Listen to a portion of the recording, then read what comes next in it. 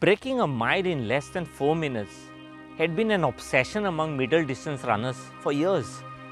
Hundreds had tried and failed. Now, conventional wisdom said that it was impossible for a person to run a mile in under 4 minutes. Doctors and scientists both felt that men could not run a mile in under 4 minutes, and whoever tried would die in a foolish attempt. They said that our bone structure was wrong and we had inadequate lung power and our hearts simply could not take the strain.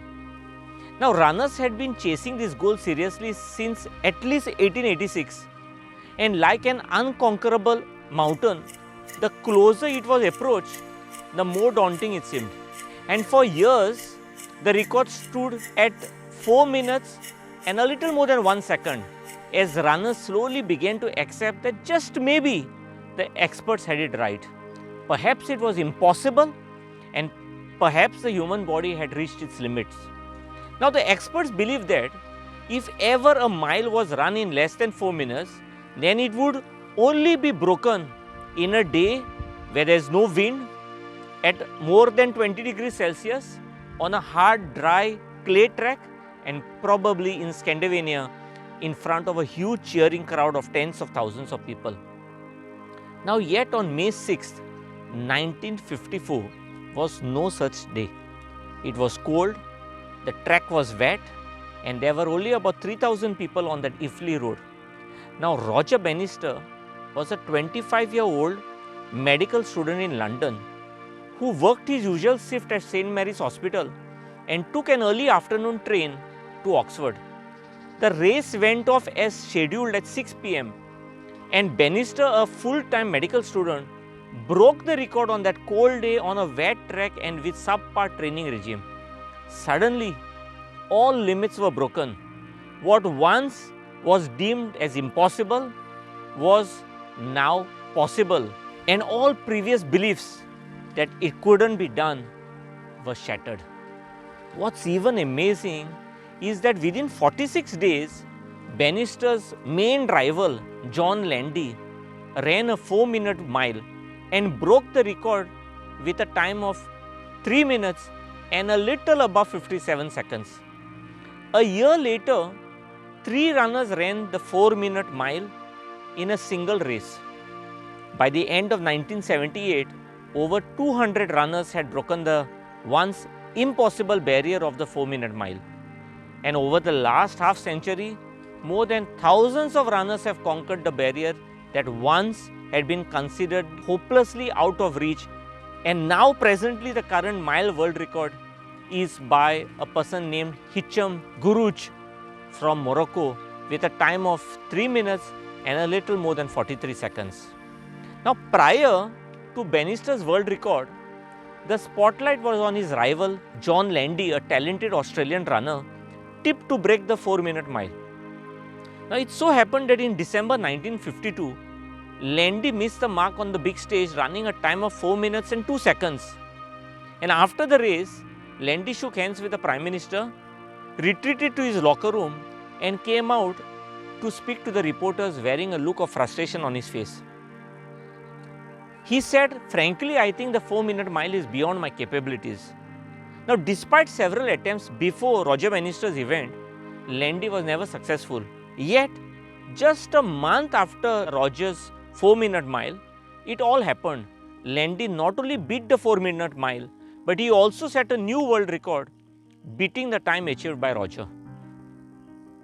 Friends, how is it that so many runners smashed the 4-minute barrier after Bannister became the first to do it? Was there a sudden growth spurt in human evolution? Was there a genetic engineering experiment that created a new race of super runners? No.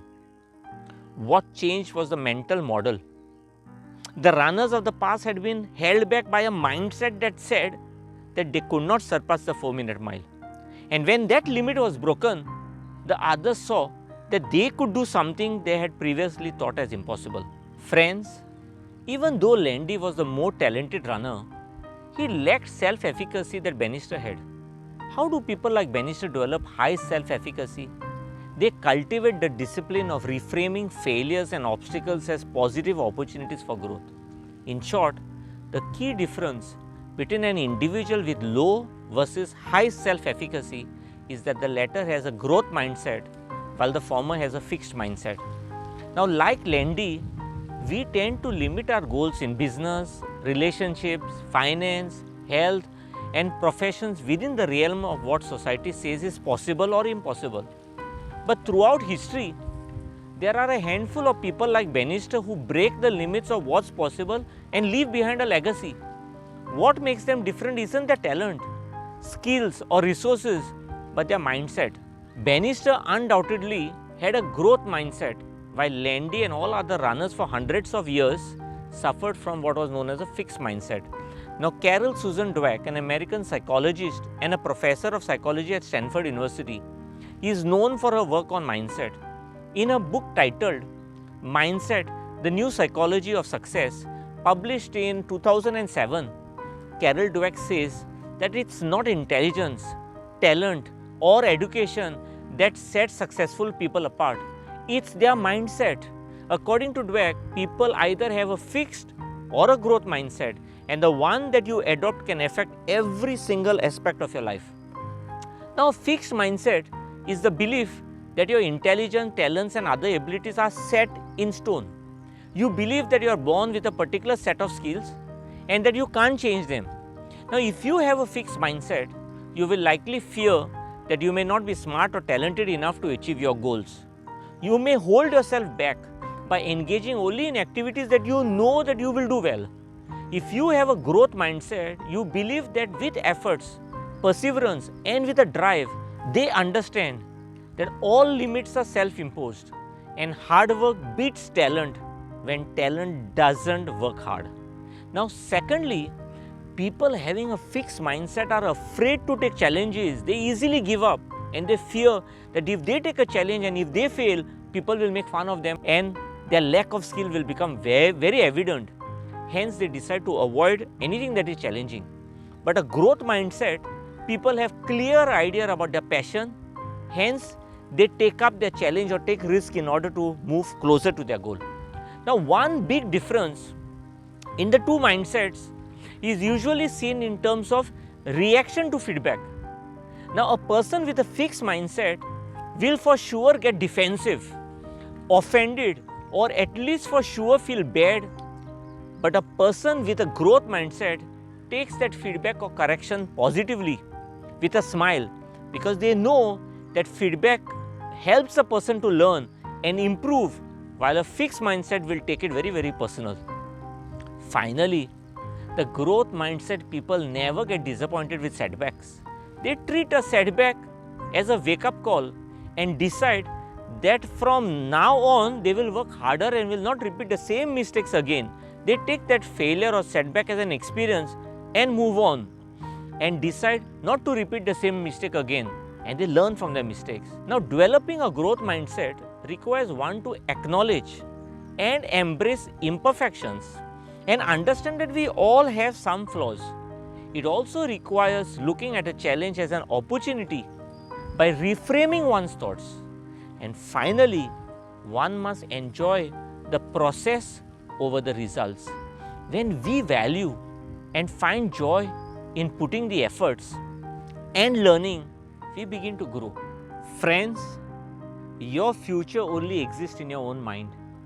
It's easy to stay stuck and not move forward because you don't think you can do it. Remember, we must change our mindset to change our life. When you start believing it's possible and adopt a growth mindset, it will help you to reach success.